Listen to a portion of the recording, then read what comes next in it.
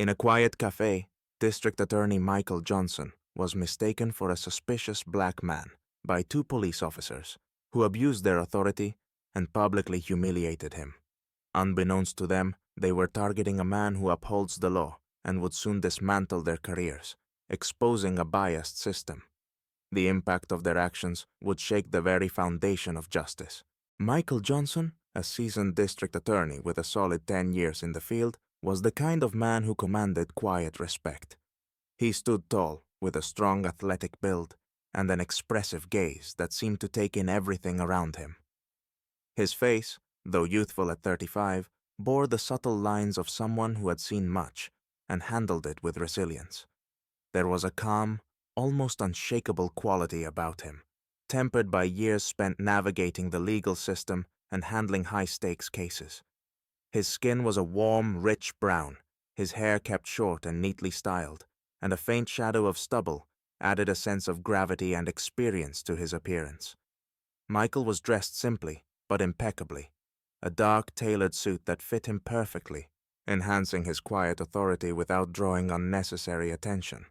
Over the suit, he wore a dark jacket, adding a casual touch, and he had a baseball cap pulled low over his eyes to help him stay under the radar. He was there to unwind, hoping for a moment of peace at the end of a demanding day. As he held his coffee, the steam rising from the cup, his steady hands and observant gaze made him appear both deeply focused and subtly relaxed, as though he were gathering his thoughts. The calm atmosphere shifted abruptly when two police officers entered the cafe. Their loud voices and pointed glances immediately set Michael on edge, disrupting his quiet moment. As they looked his way, he couldn't help but notice their expressions, a mix of suspicion and contempt. Without hesitation, they began taunting him, their comments harsh and filled with an undertone of mockery. Though irritation flickered within him, Michael kept his emotions in check, not allowing any sign of discomfort to show. His years in the justice system had trained him to remain composed even in tense moments, and he had no desire to escalate the situation. All he wanted was to be left in peace, hoping that if he ignored them, they would lose interest and move on. However, it quickly became clear that ignoring them wasn't going to work.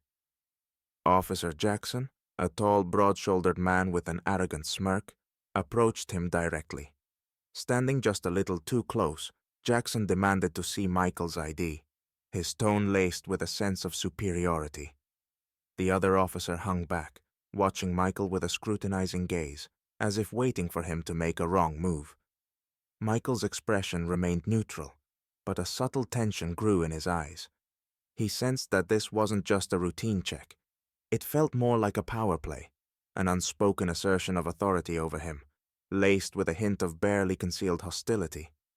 Finally, as the officer's questions grew more pointed and overtly antagonistic, Michael decided he'd had enough. He looked Jackson in the eye, his voice calm yet firm as he asked, "Am I a suspect or a criminal?" The officers exchanged a glance, their expressions mocking as they responded with an even harsher demand for his identification. As Michael handed over his ID, maintaining a calm exterior, his face betrayed a hint of confusion, mixed with irritation. He had grown accustomed to facing adversity, but hadn't anticipated this outright disrespect. The officers took his ID with feigned interest, barely glancing at it before exchanging looks, as though they'd found an excuse to escalate the situation. One of them, smirking, suggested that Michael looked suspiciously like a suspect in a recent case. The other officer chimed in, claiming Michael showed all the signs of the supposed criminal. Amused by their own theatrics, they saw an opportunity to exploit their authority further, almost as if for sport. Michael attempted to explain his position, trying to keep the situation from spiraling, calmly telling them that he was, in fact, the district attorney. But his words were met with disdain. They dismissively laughed, waving off his explanations as though they were just part of his act. Ignoring his protests entirely, one officer roughly pulled out a pair of handcuffs and snapped them onto Michael's wrists with a calculated lack of care, making each click of the metal seem more painful than the last. The restraints dug into his skin, and every slight movement added to the discomfort, a feeling he hadn't expected to experience on this side of the law. The officer stood over him, judgmental stares fixed firmly on his lowered frame. They seemed to view him as guilty already, as though they had silently decided his worth, without the slightest thought of who he truly was or the rights he was entitled to. Around them, the cafe patrons looked on in shock, whispering among themselves, their expressions a mixture of confusion, disbelief, and growing outrage. Several customers reached for their phones, recording the scene as they witnessed the unprovoked humiliation of a respected official.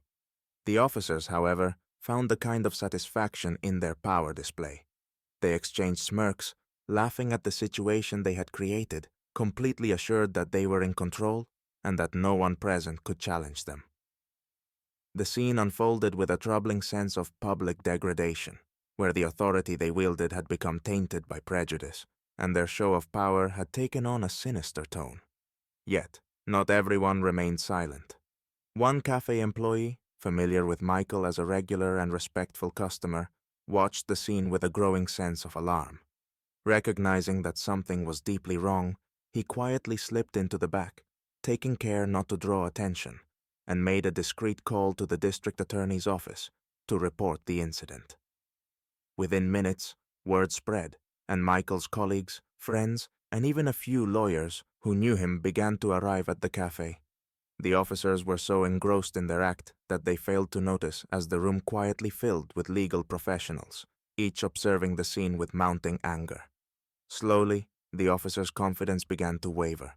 One by one, the lawyers stepped forward, presenting their IDs, demanding explanations, and pressing for the immediate removal of the handcuffs.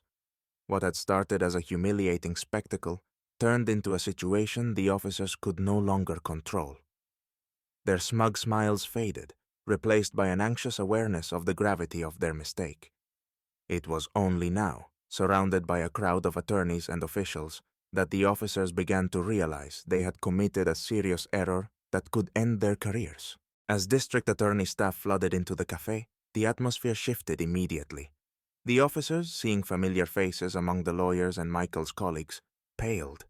Their confidence evaporated as they stumbled to explain that it had been a mistake and that they were just doing their job. But Michael, who had remained silent until then, stood up with a cold resolve. He looked directly into the officers' eyes, his gaze unyielding and stern, as if passing judgment not only on them, but on everything they represented. Silence fell, and everyone waited for him to speak. "You abused your authority, acted on racial stereotypes, and humiliated an innocent man without cause." His voice boomed like thunder, firm and clear. "This isn't just a mistake, it's a crime against justice and human dignity." He paused, letting each word sink in with the officers and everyone present. His voice didn't need to be loud. His authority and conviction spoke for him. The officers stood with bowed heads, their faces reflecting a mix of fear and shame. They seemed, perhaps for the first time, to understand the full weight of their actions and that their positions would not shield them from consequences. "I am not just a citizen you decided to humiliate," Michael continued, his voice calm but deeply wounded. "I am someone who defends the law every day, who fights for justice, and you, who are supposed to uphold order, became tools of prejudice and humiliation." After his words, the officers' faces went completely white. They realized their actions would not go unpunished.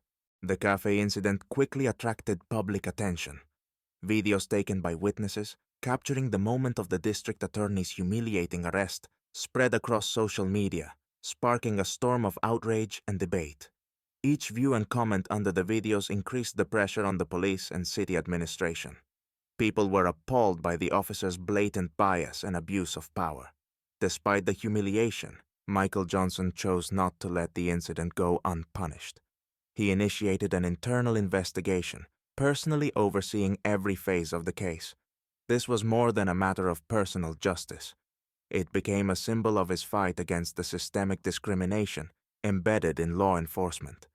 He understood that this incident was just the tip of the iceberg, and that behind every such episode lay countless others, unnoticed and unresolved. When the truth came out, the officers who had humiliated and mocked him faced well-deserved consequences.